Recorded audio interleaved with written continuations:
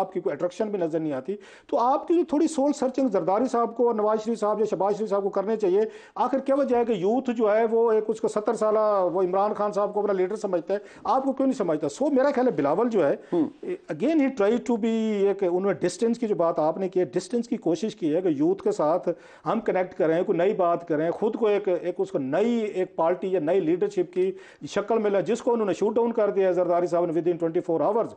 उन्होंने बैठ के उसको, तो आपको लगता है कि अब मर्जी उनकी है जरदारी साहब की, इल टाइम्ड इंटरव्यू था और नहीं हो, मतलब एक कमेंट तो हो सकता है ना उसके ऊपर कि अब बिलावल साहब के लिए या उनका पोटेंशियल जितना है जो वो एस्पायर कर रहे हैं उसके लिए इल टाइम्ड इंटरव्यू? मेरा ये ख्याल है आप अपने बच्चे को, मतलब ये बात मैं जरदारी साहब को मानता हूं, मेरे भी बच्चे हैं, आप सबके बच्चे हैं, वो भी मुझे भी ये कहते हैं मेरे बच्चे, वो जी बाबा आपको नहीं पता, सारे को कहते हैं, मुझे बच्चे कहते हैं जी, फेयर एनफ। लेकिन ये बात आप अपने पार्टी चेयरपर्सन के बारे में टीवी पे नहीं कहते, अपने बच्चे को घर समझा लें। चेयरमैन के बारे में ये नहीं कहते कि भाई ट्रेनिंग आज आपके ट्रेंड चल गए हैं, आपको मुखालफ, आपने लूज बॉल की, उन्होंने ट्रेंड चला दिया। अब आप अपने बच्चे को एक तरफ कह रहे हैं कि हमने इसको वजीर आजम बनाना है, अच्छा दूसरी तरफ टीवी पे ये कह रहे हैं अंडर ट्रेनिंग इंटर्नशिप कर रहे हैं, तो who is going to take him seriously? आपने तो उसको चांसेस थे भी सही, अपने नागदीन को आपने गन पाउडर दे दिया, बारूद दे दिया कि अब आप पे अटैक करें कि छोड़ें जी, आप तो खुद कहते हैं। लेकिन आपको लगता है it has done more damage than any benefit? मेरा ये ख्याल है इस वक्त जब इसकी मतलब बहुत सारी चीजें, जैसे हम इमरान खान साहब के बारे में कहते थे ना कि वो ऐसे बात करते ही रहते हैं और बहुत सारी लूज बालें कह के अपने मुखालफिन को मवाद देते। मेरा भी ये ख्याल है जरदारी साहब जो हैं, अगरचे वो खुद को कहते हैं जी मुझे पता है, समझदार हूँ, सब कुछ हूँ, लेकिन बाज उन्होंने ऐसी लूज बाल्स रात की हैं जिसका ये बिलावल को उसको फायदा नहीं होगा, नुकसान होगा। पाकिस्तान पीपल्स पार्टी की असल क़यादत किसके पास है? जनाब आसिफ जरदारी साहब ने हामिद मीर साहब को जो इंटरव्यू दिया उसके अंदर पहली दफ़ा बहुत से लोगों को यह पता लगा कि टिकट देने का इख्तियार जमात के अंदर किसके पास है। बिलावल भुट्टो जरदारी साहब बहुत शोला बयानी भी करते हैं, बेहतरीन जलसे करते हैं, अपनी वालदा की तरह बड़े अच्छे मुकर्रर भी बन चुके हैं, लेकिन सवाल ये पैदा होता है कि पाकिस्तान पीपल्स पार्टी असल में चला कौन रहा है? क्या वही शख्स चला रहा है जो वाकई टिकट देने का इख्तियार रखता है, या बिलावल भुट्टो जरदारी साहब पार्टी का पोस्टर बॉय हैं और पाकिस्तान पीपल्स पार्टी के लिए प्राइम मिनिस्टरियल कैंडिडेट भी हैं? लेकिन इस तासुर की, अगर मैं ये कहूं कि नफ़ी नहीं, लेकिन इस तासुर को सपोर्ट भी नहीं किया जनाब आसिफ जरदारी साहब ने। वो इसलिए कि जब उनसे कैटेगोरिकली पूछा गया कि पाकिस्तान पीपल्स पार्टी कैंडिडेट कौन होगा प्राइम मिनिस्टरशिप के लिए, अगर 2024 के इंतखाबात के अंदर मामलात इस तरफ जाते हैं, तो आसिफ जरदारी साहब ने फरमाया कि उसका फैसला उस वक्त किया जाएगा। एक अजम्पशन ये है कि he could have easily said कि जाहिर बात है बिलावल भुट्टो जरदारी चेयरमैन है पाकिस्तान पीपल्स पार्टी के और वजीर खारजा भी रह चुके हैं, अपने नाना की जो एक लेगेसी थी उसको भी उन्होंने ऑलमोस्ट पूरा कर लिया है, तो he is a fit candidate. लेकिन आसिफ जरदारी साहब ने ये फरमाया कि बिलावल साहब की ट्रेनिंग अभी बाकी है, तजर्बे का वाकई कोई नेमुल बदल नहीं। लेकिन क्या मामलात इतने ही सादा हैं? बहुत से लोग जो बिलावल साहब को करीब से जानते हैं वो ये समझते हैं कि बिलावल साहब मुकम्मल तौर पर तैयार हैं और वो एक बड़े फिट कैंडिडेट है पाकिस्तान पीपल्स पार्टी की तरफ से for prime minister as a prime ministership के लिए। लेकिन आसिफ जरदारी साहब को क्या ये नहीं लगता जब वो कहते हैं कि उनकी ट्रेनिंग बाकी है, तो उसका क्या मतलब है?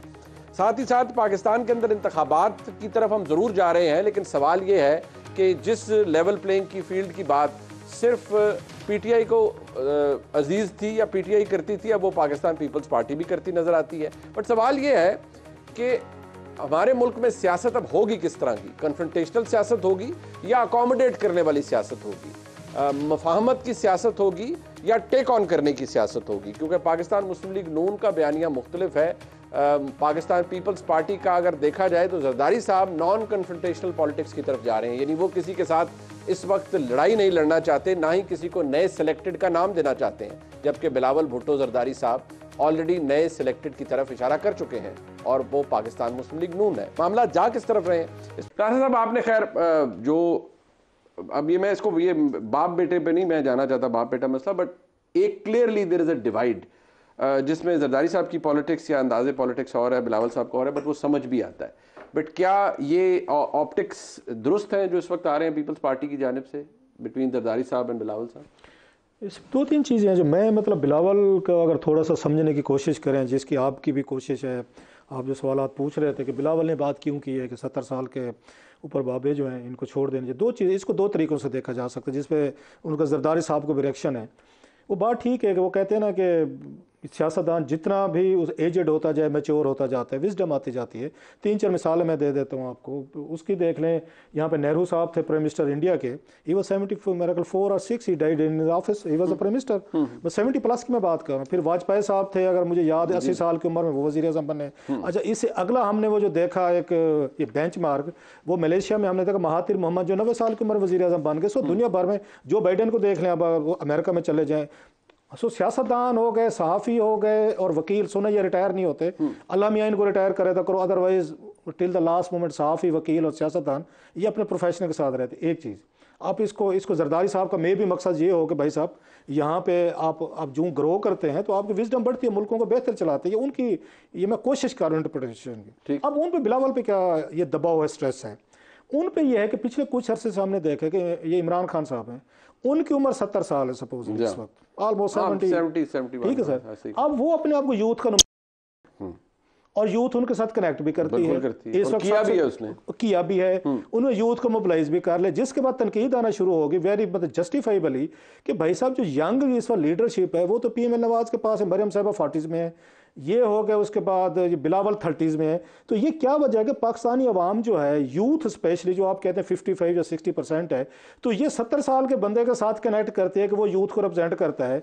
वो आके मरियम के साथ और बिलावल के साथ क्यों नहीं आके रिप्रेजेंट करते, इनके साथ बैठ के अपने आप को समझे कि बिलावल यंग है और ये मरियम डायनामिक है, करिज्मेटिक है, फैमिलीज है इनके।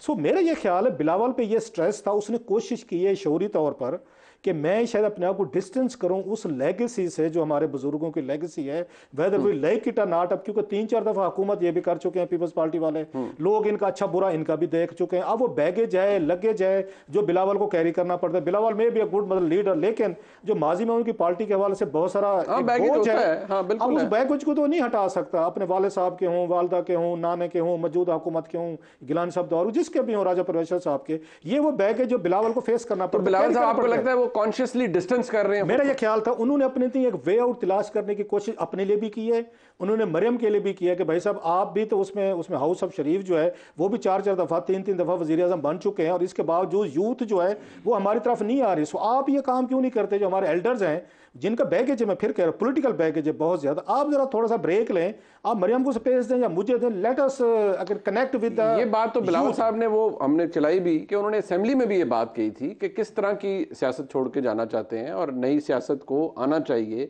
नए तर्ज अमल को सामने आना चाहिए। अब ये बात देखनी चाहिए थी, इसमें जरदारी साहब देखें, नवाज शरीफ साहब देखें, शहबाज शरीफ साहब, मौलाना साहब कि पाकिस्तान का भी जो बात कह रहे थे आपके, उसमें 1.5 करोड़ जो अभी उन्होंने बात की है कुंडी साहब ने, 1.5 करोड़ 2 करोड़ नया यूथ वोट आया है, वो आपकी तरफ क्यों नहीं आ रहा? सपोजली आप खुद मानते हैं हमें, अच्छा आपकी पॉलिसी भी हमें नजर नहीं आती, आपकी कोई अट्रैक्शन भी नजर नहीं आती, तो आपकी जो थोड़ी सोल सर्चिंग जरदारी साहब को और नवाज शरीफ साहब या शहबाज शरीफ साहब को करने चाहिए।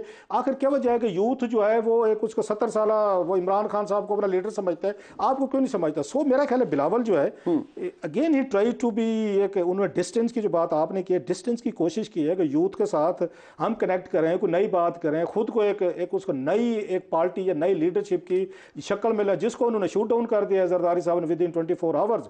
उन्होंने बैठ के उसको, तो आपको लगता है कि अब मर्जी उनकी है जरदारी साहब की, इल टाइम्ड इंटरव्यू था और नहीं मतलब एक कमेंट तो हो सकता है उसके ऊपर कि अब बिलावल साहब के लिए या उनका पोटेंशियल जितना है जो वो एस्पायर कर रहे हैं उसके लिए इल टाइम्ड इंटरव्यू। मेरा ये ख्याल है आप अपने बच्चे को, मतलब ये बात मैं जरदारी साहब को मानता हूं, मेरे भी बच्चे हैं, आप सबके बच्चे हैं, वो भी मुझे भी ये कहते हैं मेरे बच्चे, वो जी बाबा आपको नहीं पता, सारे को कहते हैं, मुझे बच्चे कहते हैं जी, फेयर एनफ। लेकिन ये बात आप अपने पार्टी चेयरपर्सन के बारे में टीवी पे नहीं कहते, अपने बच्चे को घर समझा लें। चेयरमैन के बारे में ये नहीं कहते कि भाई ट्रेनिंग आज आपके ट्रेंड चल गए हैं, आपके मुखालिफ आपने लूज बॉल की, उन्होंने ट्रेंड चला दिया। अब आप अपने बच्चे को एक तरफ कह रहे हैं कि हमने इसको वजीर आजम बनाना है, अच्छा दूसरी तरफ टीवी पे ये कह रहे हैं अंडर ट्रेनिंग इंटर्नशिप कर रहे हैं, तो who is going to take him seriously? आपने तो उसको चांसेस थे भी सही, अपने नागदीन को आपने गन पाउडर दे दिया, बारूद दे दिया कि अब आप पे अटैक करेंगे, छोड़ें जी, आप तो खुद कहते हैं। लेकिन आपको लगता है it has done more damage than any benefit? मेरा ये ख्याल है इस वक्त जब इसकी मतलब बहुत सारी चीजें, जैसे हम इमरान खान साहब के बारे में कहते थे ना कि वो ऐसे बात करते ही रहते हैं और बहुत सारी लूज बालें कह के अपने मुखालफिन को मवाद देते। मेरा भी ये ख्याल है जरदारी साहब जो हैं,